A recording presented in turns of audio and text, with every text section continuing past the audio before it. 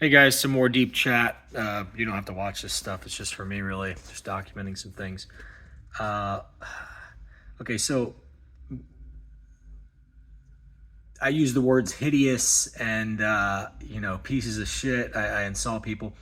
When you actually break it down and explain to people why it is that you're calling them that, it actually hurts them worse. And I've noticed that there's basically two kinds of people. There's the people like me, where if you call them a name or accuse them of something, they'll ask you a question. They'll say, "What was I wrong about? Why do you think I'm stupid?" Blah, blah, blah, blah, blah. And then if you're dealing with an idiot, they're going to go on and insult you further. But it just with more emptiness. But if you are dealing with a rational person, they're going to spell it out for you. So, and then you can have a rational discussion. But then you have the other kind of people where when you call them a name, they're just like they simply just go on the attack back. They don't say, how am I like that? What would you suggest I do differently? And a lot of people call that sarcasm when you sit there and question an idiot who's accusing you of something and you say, what would you have had me do? Here's the whole situation. If I would have done this, this would have happened. If I would have done this.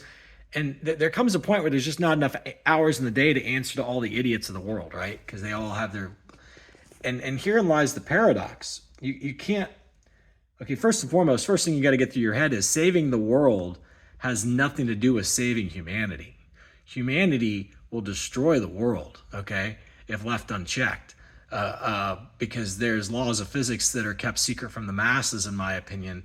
And these idiots that exist in the world, they would happily use larger and larger and larger weapons and get into an arm race. And look at me, I got the bigger weapon. No, look at me, I got the bigger weapon. Blah, blah, blah. I'm God's favorite. And the next thing you know, there's no planet left to fucking stand on, as everybody argues about why they're the best. But real quick, the word entitlement, it doesn't even register with the younger generation, because when you tell them it doesn't even register. So you almost have to like, and not even just the younger generation, older generation too, people in general. It's not just the younger generation, but there's a lot more of the younger generation, I guess, than the older generation maybe. But the point is, the entitlement needs to be paraphrased, and it basically is the concept that you think that you automatically deserve. You think that because you talk nice and you're nice to people, you automatically deserve things. No. To deserve something, like let's say I have keys to an Enzo Ferrari, and let's say there's this mentally disabled guy who's really nice. Come on, let's all throw the keys to our Enzo Ferrari to the mentally disabled guy. It's going to work out great. No, you determine he doesn't deserve the car. Why doesn't he deserve the car? Because you're worried he lacks the capabilities and he's going to wreck the car. Okay?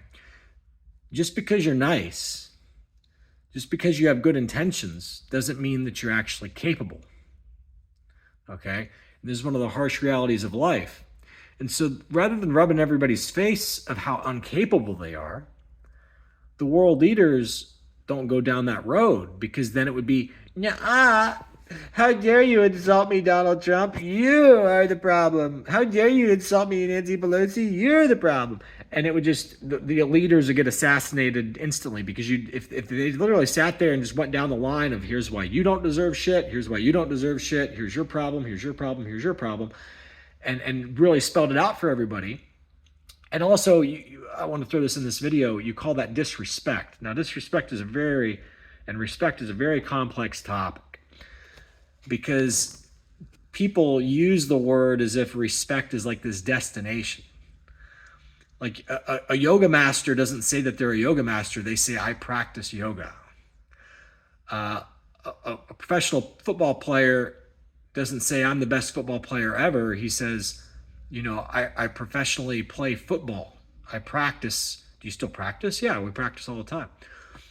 So respect is a never-ending thing, but respect alone isn't the answer to everything. Because right now, if I said you're being lied to on more ways than you could ever fucking imagine, you say, really, Brandon? Tell me. I say no, because that's disrespectful. No, it's not. Yes, it is. Because the higher levels of disrespect, or the higher levels of respect, like pro football, is you don't tell people how bad they fucking suck. And you don't tell people what they're being deprived of because of how bad they fucking suck. Okay? So the respectful thing to do is keep it secret from people how bad they fucking suck. And you say, well, if you don't tell me how bad I fucking suck, I can never improve. Bingo. And that's the negative trade-off to respect at the highest levels. If you don't have a little bit of disrespect to let people know that they suck at something, and you say, well, you don't have to put it like that. Well, the problem is people think they're so entitled to things, they think they deserve things. They're like, if I say, here's, you need to work on this, you need to work on this, you need to work on this. Yeah, I'm really good at this. Yeah, I'm really good. No, you're not. Yeah, I'm really good at this. I'm really good. Do I go ahead and tell you what you're being deprived of since you can't improve? That's disrespect.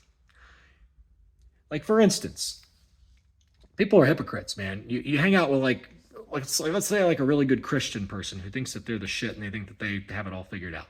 And then you send them to Africa. And this is like one of my best friend's parents were like church choir, lady, and real churchy people think that they have God all figured out and they're tight with God, right? And I was trying to explain to them after 9/11 that they're highly lied to and that they're being deprived of knowledge. And I thought that that was obviously wrong and that I want to expose the secrets of things.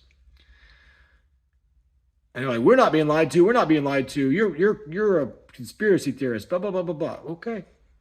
Then they go on this missionary trip to Africa.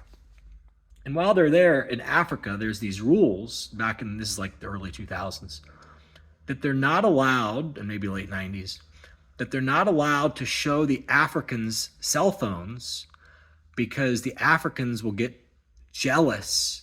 They'll get sad when they realize that there's something that exists that their culture doesn't have.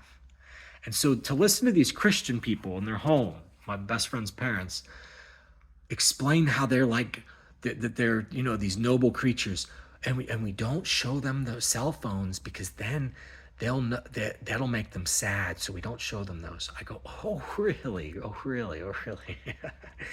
So and that's the respectful thing to do. Yeah, that's the respectful thing to do. Oh, so keeping secrets and lying to the Africans is the respectful thing to do. You're twisting it way out of proportion. I said, no, you don't understand. You're not the center of the universe, sweetheart. This is the same concept that the world leaders who pull 9/11 do on your chimpanzee ass. Except I didn't put it like that, but that's basically what's going on.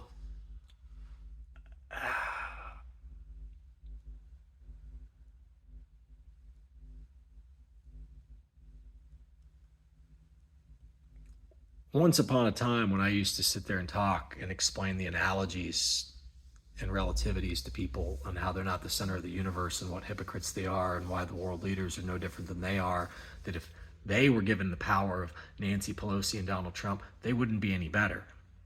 All the people that you complain about in the day that are up high, if they did this, then the masses would be better off. What if I enlightened you, you low IQ fucks, that planet Earth doesn't hold infinite people and you guys can't keep your dicks in your pants? What if I enlightened you that there has to be that waterfall that the salmon have to make it up, and the goal is to separate who's who? What if I enlightened you that that's actually God's plan, that God invented Darwinism, and that if you actually do the things that the Bible tells you to do, like serve your fellow man, you'll probably fucking invent something and you'll get paid. So I went on that spree of inventing, thinking I'm going to get paid a whole bunch, which I could. But monetary payment isn't the do-all, end-all in life. And it can actually backfire on you in a hurry. Yeah, actually, it's in your Bible about how it's hard for wealthy people to enter the kingdom of heaven. That's another code. But the point is, that's another riddle. It's not because wealth is bad. It's because you get distracted away from something. Let's talk about something else. The majority of my day, I'm very quiet. I'm very reverent, and I've talked about this in other videos. It's like meditation. You have to listen. And the more things you do, where like when I get around people who are not listeners, if you will, who I can sense it in 5 seconds. I know who's who.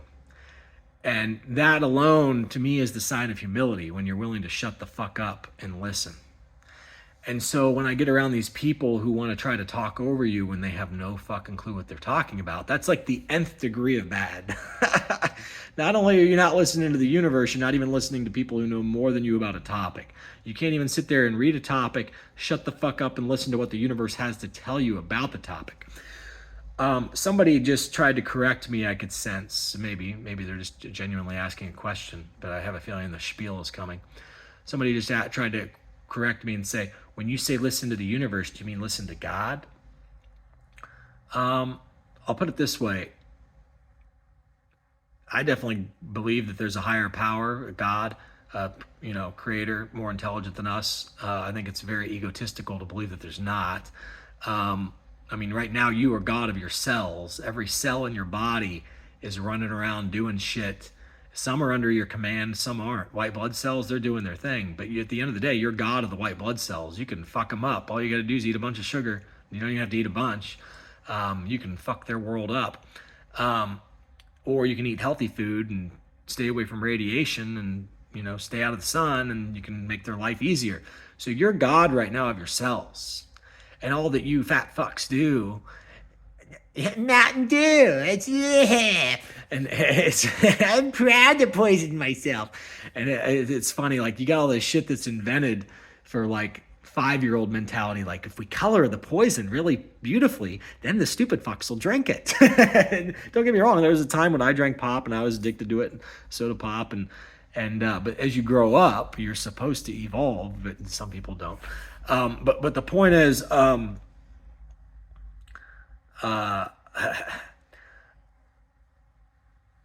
that's just it. You're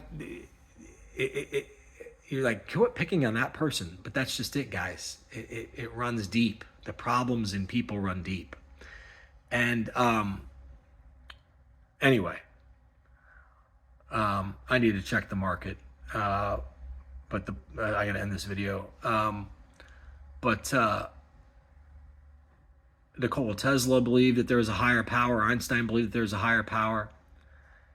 And then the more that they researched physics, the more that things get revealed to them. And the more that they listen and try to figure out what physics is, the more that things get revealed to them of how physics works. Physics is not taught to you in its proper form. It can't be, because if it is, we all go up in smoke, because it's very easy to build really nasty weapons. Anyway, I'm going to let you guys go for now. I got to end this video and look at the market. See ya.